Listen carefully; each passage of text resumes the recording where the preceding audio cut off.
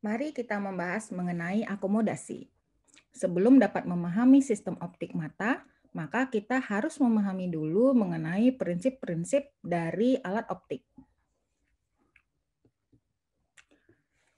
Fisiologi penglihatan. Mata selayaknya kamera. Supaya mata bisa melihat gambaran objek dengan jelas, maka harus melalui 3 proses. Yang pertama, refraksi atau pembengkokan cahaya oleh lensa dan kornea. Yang kedua adalah akomodasi, yaitu perubahan bentuk dari lensa mata. Dan yang ketiga, konstriksi atau penyempitan pupil. Kita harus memahami bagaimana perambatan cahaya jika melalui suatu lensa.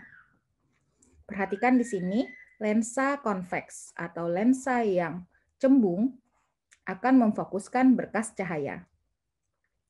Perhatikan bahwa cahaya yang datang sejajar dengan lensa. Nah, berkas cahaya yang melalui bagian tengah menembus lensa tepat tegak lurus terhadap lensa. Makin dekat ke bagian tepi, berkas cahaya akan semakin membuat sudut yang lebih besar. Nah, inilah yang disebut dengan konvergensi cahaya. Apabila lensa semakin melengkung, maka berkas cahaya sejajar yang melalui berbagai bagian lensa itu akan dibelokkan sedemikian rupa sehingga semua cahaya akan menuju suatu titik fokus. Ini yang disebut dengan focal point atau titik fokus. Perhatikan lensa konkav atau lensa cekung. Jika datang cahaya yang sejajar, maka yang mengenai bagian tengahnya, maka dia akan langsung diteruskan. Namun, cahaya yang memasuki bagian tepi lensa itu akan menjauh. Ini yang disebut efek divergensi, yaitu menyebarkan berkas cahaya. Perhatikan gambar ini, seperti tadi sudah disebutkan, bahwa jarak di belakang lensa konveks itu akan sampai pada suatu tempat menyatu menjadi suatu titik fokus. Nah, jarak antara belakang lensa sampai ke titik fokus ini disebut jarak fokus. Cahaya yang datang, jika tidak sejajar, yaitu menyebar, maka cahaya yang datang itu akan difokuskan jauh dibanding bila berkas cahaya yang datang sejajar. Jadi jarak fokus yang dihasilkan pada gambar yang di tengah ini akan jauh lebih besar daripada jarak fokus yang dihasilkan dari berkas sinar yang datang secara sejajar. Namun, jika lensa konveks ini kelengkungannya itu bertambah jadi menjadi lebih cembung dibandingkan kedua lensa yang di atas ini, maka terlihat bahwa jarak fokus yang dihasilkan akan sama dengan jarak yang dihasilkan pada gambar pertama ini. Nah, peristiwa ini memperlihatkan bahwa cahaya sejajar dengan cahaya menyebar dapat difokuskan pada jarak yang sama di belakang lensa jika kita mengubah kecembungan lensa. Sifat inilah yang dibuat atau dibentuk oleh lensa mata untuk bisa memfokuskan berkas sinar tepat di retina. Jadi kalau sinar itu datang dari jauh, ya, misalnya ketika kita melihat objek dari jarak jauh, maka sinar yang datang adalah sejajar. Dan dengan lensa yang tidak berakomodasi, maka sinar tersebut dapat mencapai retina. Namun, jika kita melihat dengan jarak dekat, maka sinar yang datang adalah secara divergen. Kita tahu bahwa jika sinar secara divergen datang, maka jika lensa kekuatannya adalah sama seperti gambar yang pertama ini, titik fokusnya akan jauh sekali di belakang retina. Agar titik fokus bisa tepat di retina, maka lensa mata harus mengubah kecembungannya sehingga dengan melihat jarak yang dekat dengan cahaya yang masuk secara divergen, titik fokusnya akan sama seperti halnya ketika kita melihat dengan jarak jauh dan cahaya yang datang secara paralel. Sehingga kita dapat melihat jelas objek yang kita lihat secara dekat. Nah, lihat perubahan yang terjadi pada organ-organ di sekitar mata. Pada saat mata itu tidak berakomodasi, maka musculus ciliaris dalam kondisi relaksasi. Sedangkan ligamentum suspensorium atau zonular fiber dalam keadaan teregang karena dia menarik lensa sehingga lensa menjadi mendatar. Namun, ketika kita berusaha untuk melihat jelas objek yang ada dalam keadaan dekat dari mata, maka musculus ciliaris akan berkontraksi karena pengaruh dari nervus parasimpatis. Kontraksi dari musculus ciliaris ini menyebabkan ligamentum suspensorium atau zonular fiber akan mengendur. Mengendurnya ligamentum ini melepaskan tekanan atau regangan yang tadinya menarik lensa, sehingga lensa kembali ke bentuknya, yakni menjadi lebih tebal dan menjadi lebih konveks atau cembung. Peristiwa inilah yang terjadi pada akomodasi. Nah, bagaimana dengan ukuran daya bias lensa? Jadi makin besar sudut pembelokan cahaya yang diakibatkan oleh sebuah lensa, maka makin besar daya bias lensa tersebut.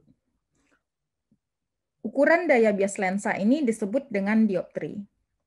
Daya bias lensa yang konveks dalam dioptri sama dengan 1 meter dibagi jarak fokusnya.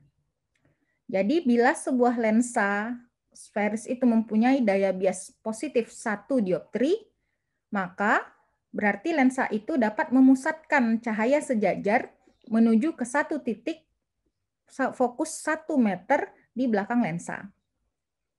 Bila mampu membelokkan berkas cahaya 2 kali dari kekuatan lensa yang positif 1, yakni berkas cahaya itu akan difokuskan 0,5 meter di belakang lensa, jadi separuh dari 1 meter, maka dikatakan lensa itu positif 2 dioptri. Jika lensa itu mampu memfokuskan berkas cahaya ke titik fokusnya hanya 10 cm, jadi 0,1 meter di belakang lensa, itu disebut mempunyai daya bias positif 10 dioptri. Mata sebagai kamera. Jadi mata mempunyai sistem lensa, sistem apertura yang dapat berubah-ubah, dan retina yang dapat disamakan dengan film. Sistem lensa mata ini terdiri dari 4 perbatasan refraksi. Yang pertama, perbatasan antara bagian permukaan anterior kornea dengan udara. Yang kedua, perbatasan antara permukaan posterior kornea dengan aqueous humor. Yang ketiga adalah perbatasan antara humor aqueous dengan permukaan anterior dari lensa mata. Dan yang keempat adalah permukaan posterior lensa dengan humor vitreous. Nah, indeks internal udara adalah 1. Kornea adalah 1,38, humor aqueous adalah 1,33, lensa adalah 1,4, dan humor vitreous adalah 1,34. Kemampuan daya bias dari mata ini jika ditotal adalah 59 dioptri. Namun, 2/3 dari daya bias mata ini dihasilkan oleh permukaan anterior kornea. Karena indeks bias antara kornea dengan udara itu sangat jauh. Berbeda dengan indeks bias antara humor aqueous, lensa mata, maupun vitreous humor. Jadi kan tidak terlalu jauh berbeda. Nah, kalau yang lensa mata, yang secara langsung bersinggungan dengan cairan-cairan di tiap permukaan anterior maupun posteriornya, ini daya bias totalnya hanya 20 dioptri. Jadi, sepertiga dari daya bias total mata. Namun, lensa internal ini penting sekali karena dia dapat mengubah kelengkungannya dalam proses atau peristiwa akomodasi yang sudah kita bahas di depan. Jadi seperti tadi sudah disebutkan, total dioptri adalah 59 pada mata ketika melihat dalam keadaan jauh. Nah, 2/3-nya datang dari kornea, sedangkan sepertiganya yang dari lensa. Mekanisme akomodasi itu melibatkan, seperti tadi sudah disebutkan, musculus ciliaris. Ada dua, ada yang serabut meridional dan serabut yang sirkuler. Kemudian melibatkan ligamentum suspensorium, dan tentunya adalah lensa. Seperti terlihat pada gambar di bawah ini, ada kira-kira 70 ligamentum suspensorium yang melekat di sekeliling lensa. Dia akan menarik tepi lensa ke arah lingkar luar bola mata. Jadi ligamen ini akan secara konstan diregangkan oleh perlekatannya pada tepi anterior dari koroid. Nah, regangan pada ligamen inilah yang menyebabkan lensa itu relatif mendatar dalam keadaan mata yang istirahat.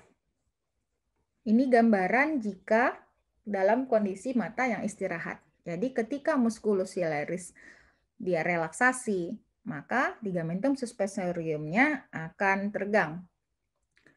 Dan ini menarik lensa mata menjadi lebih mendatar.